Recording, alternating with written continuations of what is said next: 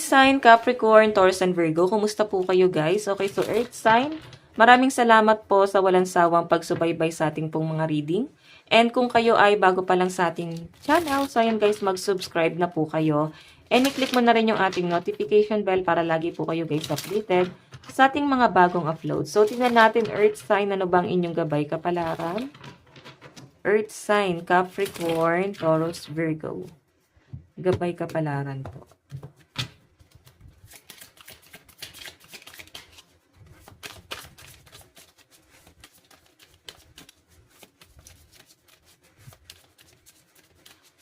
Meron po tayong The Fool. Okay, so yung pagiging inosente nyo guys, nakikita ko rito. Kumbaga, nakikita ko na parang unti-unti kang nahihil, no? Unti-unti yung bumabalik ang inyong inner child, no? Ay, nautal tuloy ako.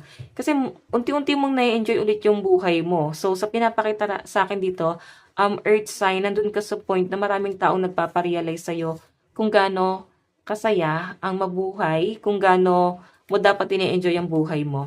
Okay, so I think moving forward talaga ang mga earth sign, no? Sa pinapakita sa akin dito. Okay? Maraming tao ang tumutulong sa inyo. Kasi ito guys, may new beginning na paparating sa inyo. So I think may mga blockages na nangyari sa inyo sa past. Mga problema, marami kang pinagdaanan. And I think na-overcome mo yan. So meron po tayong the lovers. Ayan. So sa pinapakita sa akin dito guys, maaaring hindi ka naman nagmamadali pagdating sa inyong relationship, no? Ngayon, maaaring ito kasi past person, pero kung makita mo, parang hindi maganda yung the lover sa picture dito. Oh. Hindi kagaya ng the sun, di ba? So, yung bottom of the deck mo kasi is the sun. Ito guys, nakita ko, maaaring past person na para bang, meron na siya guys, obsession, no?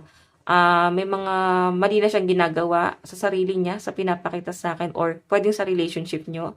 Maaaring ikaw ay nagagawan na rin guys ng masama nitong taong to sa pinapakita sa akin, okay? Sabihin na natin, yes, sobrang mahal na mahal ka ng taong to, pero I think yung sobrang pagmamahal na yun guys, yung sumasakal sa inyo.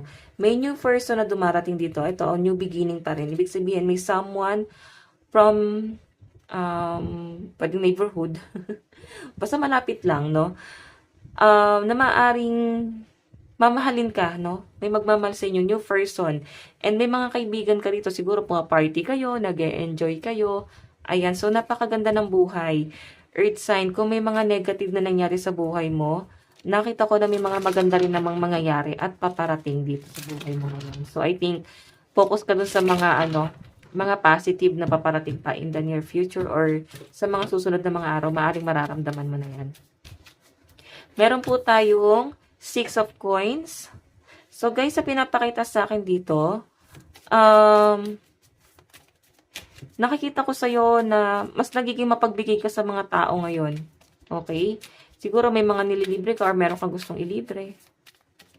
Meron po tayong Knight of Coins. Responsible, consistent, hardworking. Okay? So, sa pinapakita sa akin dito, guys, hindi nagiging madali sa inyo humakbang. Napapansin mo na yung daloy ng pera mo, hindi ganun kabilis, no? Pwedeng ang bagal or pwedeng inaantay mo sigurong dumating yung pera mo. Yun nga lang guys, Six of Coins, marami din kasi guys na umaasa sa inyo. Marami din po kayong sinusuportahan. Marami din po kayong binibigyan ng sustento. So, maaaring ngayon nga guys, naiinip ka sa daloy ng pera mo. So, alam mo yung feeling na in-invest mo siguro or i-invest mo yung pera mo. Magbi-business ata yung iba sa inyo sa pinapakita sa akin dito, Earth sign. Okay? So, ayan nga guys, moving forward ka muna na wag mo nang isipin yung love life mo lalo na sa past person or pwedeng ngayon kasama mo pa siya, maaaring matagal na kayo. Okay, kaya lang pala siya nagiging past person kasi hanggang ngayon kayo pa rin. Pwedeng matagal na pala kayo, maaaring umabot na kayo ng taon and nagiging guys, habang tumatagal, nagiging conflict itong relationship na to. Okay, so tignan po natin.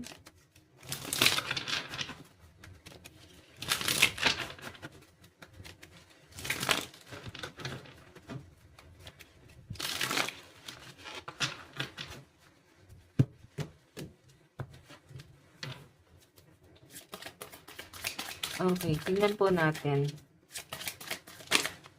So, meron po tayong Five of Cups.